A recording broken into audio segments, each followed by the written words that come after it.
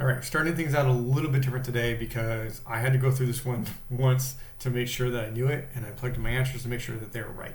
So, the first question is, how many unique IP addresses are connected to the proxy server? So what we're going to be doing a lot in this one is using cut. Basically, you're taking the strings that are in the access log and cutting them up to get the pieces of information that you want, and then sorting them, and in some cases counting them. So I'm going to take this code that we have here that I've already tried and made sure this worked. I'm going to paste it in here and then show you guys what you're going to get. So we're using the cut command that basically says that we're cutting up the string. And D is we're looking for this delimiter. We're looking for field 2, that's F2, and the file we're looking to get this from is the access.log, right? Then we're going to cut it again on field 1. Then we're going to sort it, and we want unique values. That's what all that means. So if I hit enter here, we will get, these are all unique IPs, right? So if we go back to what we were trying to do, how many unique IP addresses are connected to the proxy server? Now we're not doing a count on this one, but we can easily count these up and see that there's 9. So that's our answer for the first one. Okay, number 2, how many unique domains were accessed by all workstations? So now we want to look at a different field. We want to look at field 3 on this one. Field 3, and we're basically we're counting on field 1, right? So we're going to paste this in again, and then you'll see that we get slightly different information because now we're looking at field 3, not field 2. Field 2 is IP address. Field 3 is going to be domain. So I actually counted these. There's not that many. If I scroll up, you'll see there's not a, well, maybe there's quite a few. I think actually what I ended up doing is copying all of these out of here, putting it into a notepad, and then counting the number of columns that comes up at the bottom of the notepad file. Not that big of a deal. There's 111 there. There's an easier way to do that, and we'll get to it in a second on one of the further ones. So we weren't using count. We should have used count here, which would be the -C here. Actually, you know what? Let's just try that, right?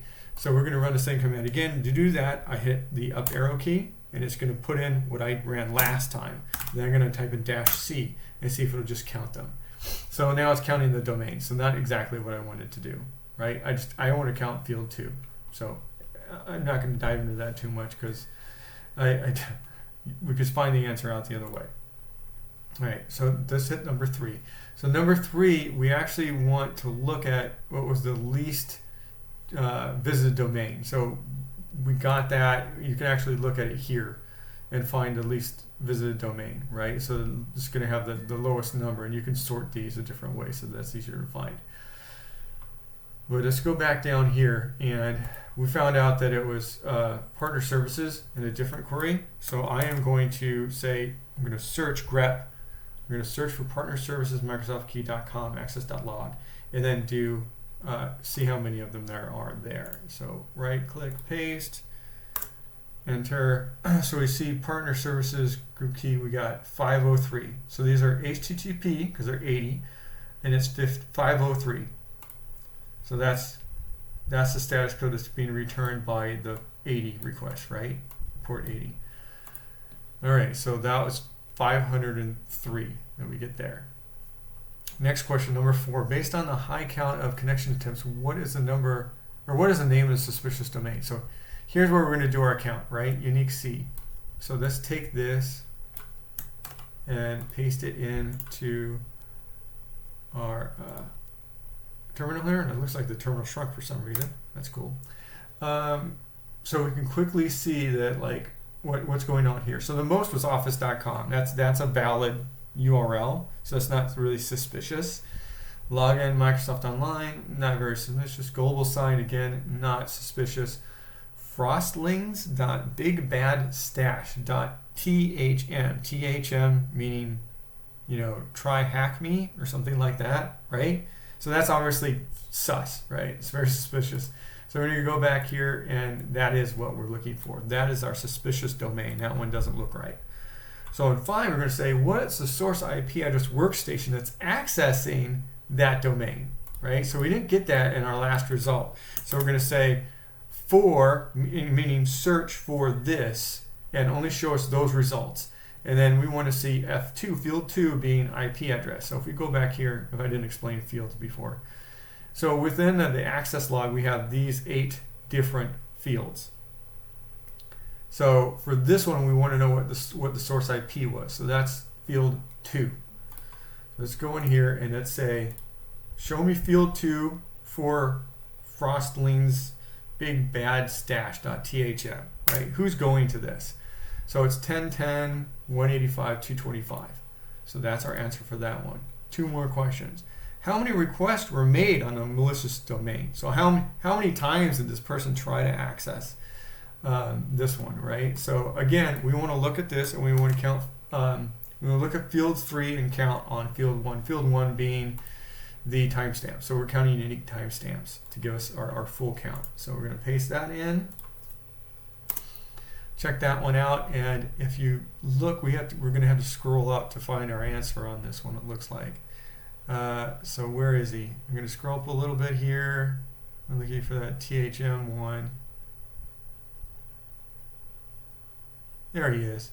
So THM looks like, oh, there's McGreedy's secret 113, but that's not what we're looking for, right? We're looking for Frosting's big bad dash, whatever.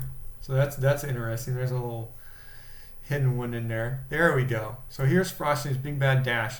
1581 is the answer we're looking for there. Okay, last question.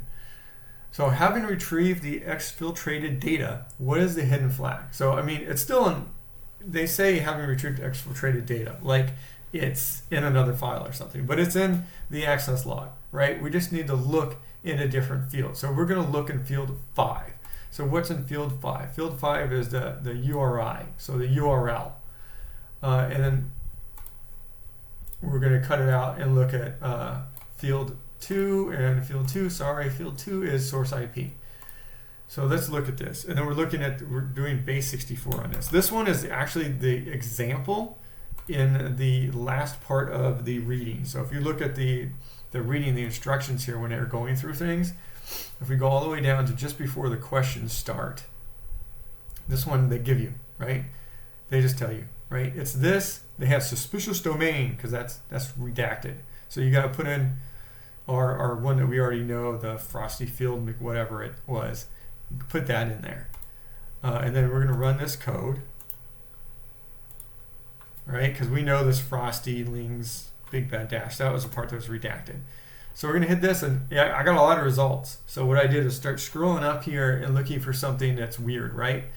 And I know that CTFs always come across like this for TryHackMe, right? So here we go, TryHackMe, THM, that is our answer for the last one. TryHackMe, a gift for you, awesome analysts. So that's what you're going to plug in to your answers. So if I scroll down here to my answers, there you go. These are all the answers that we went over. So I hope that helps you guys get through day 7. Good luck.